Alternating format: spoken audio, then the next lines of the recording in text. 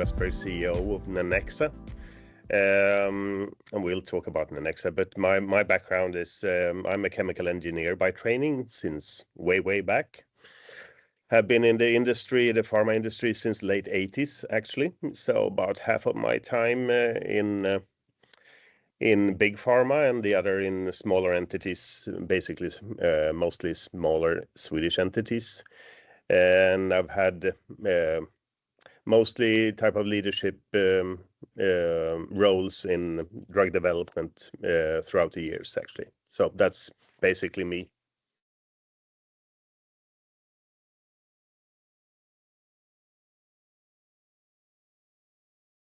What one needs to look at when transferring a product from once daily to once monthly, once quarterly is, of course, to the potency of the drug itself. It's quite important so that the total volume injected is not too high. That is, of course, a prerequisite for developing long-acting, specifically if you come to the long ones like once quarterly. But then, of course, one needs to have a very good control of the release profile so that not a majority of what's injected will be released the first days or weeks. So one needs to have a technology that really takes care of that and allows you to inject what could be then a once quarterly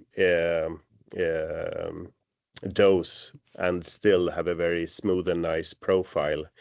I would say that, of course, one needs to look also at the injection volumes.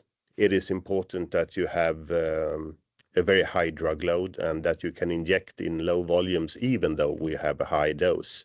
So those are the ones I think that are most important. The peak to trough ratio is, of course, something that is very important.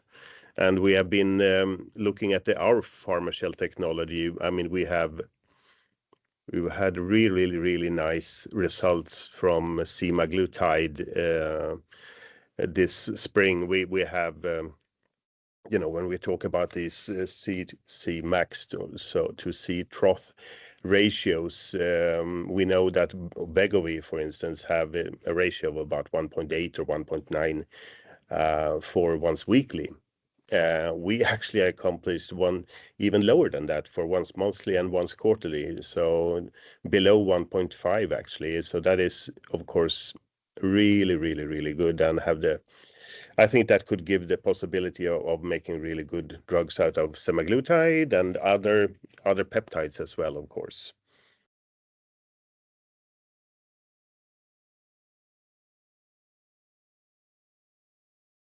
It's well known that many of the biologics are sensitive compounds, of course, to many things. Degradation in situ, for instance, and degradation during terminal sterilization, room temperature storage, and so on and so forth. And so we have in our technology been able to address a lot of these issues that could be when it comes to in situ stability after administration. Of course, that is something you need to have a depot that is intact for once month or 3 months for a quarterly depot, of course. The way we do it is that we encapsulate the peptides, the monoclonal antibody, or what have you, and during the depot, these molecules are totally protected. So there is no enzymatic cleavage or anything like it when it is in the depot. So what is released also, let's say day 75 or day 90, is an intact molecule. And that is, of course, key. You can't really do a long acting if it's not. So I would say the sensitivity and that you really have, you should keep the compound intact through the process. Coming to the process, that is, of course, also you need to have the right parameters during the process. And using our technology, we have a gas phase dry process. So the processing is done in dry conditions, and during dry conditions, of course, we can enable the molecule not to break down. That was maybe strange language, but you understand what I mean. And we do so. We work in temperatures that are slightly elevated from room temperature, like 30 to 40 degrees, and in low pressure. And we have this gas phase reaction that does not involve really the molecule as such, but just the surface of the particle. So, to keep the molecule intact throughout both process and in situ stability is of course important.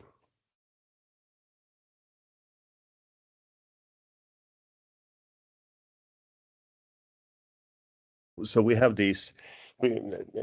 Maybe not everyone knows our process, but we build like protective shells on top of microparticles of let's say a peptide, and the peptide is in. Before we start, we have it spray dried to form a particle, and on that particle we build monolayer by monolayer, atom monolayers. We build a shell that is completely then tight and throughout each and every primary particle, and to sort of to design the shell to meet the requirement for either month or 3 months or 2 months or once weekly depot. We altered the composition of that shell material. We usually work with 2 different metal oxides, aluminum oxide and zinc oxide, and by altering the way we put these atoms side by side, sort of building the shell, we can design the release profiles completely, and very controlled.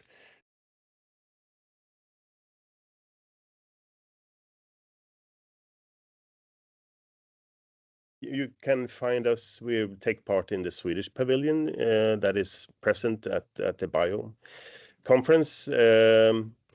What we more than that are anticipating is, of course, to meet both old and new colleagues from different companies and discuss the potential of using our technology in developing new, really nice long-acting injectable products. We have these excellent data from our semaglutide development. That is, of course, by itself really interesting to discuss, but also see that as a possibility of how our technology can be used for the development of other peptides. To be able to discuss that would be really nice. We also have the mRNA space, which we opened up with a deal that we did with Moderna last year. We have other discussions in that field, and to take those further, that would be really nice. We also have companies that are interested in monoclonal antibody formulations. Those are, but biologics as such, I think is what we're looking forward to discuss, and making long-acting injectables out of them with our technology. So and meeting nice people, of course, at the Bio is of course nice.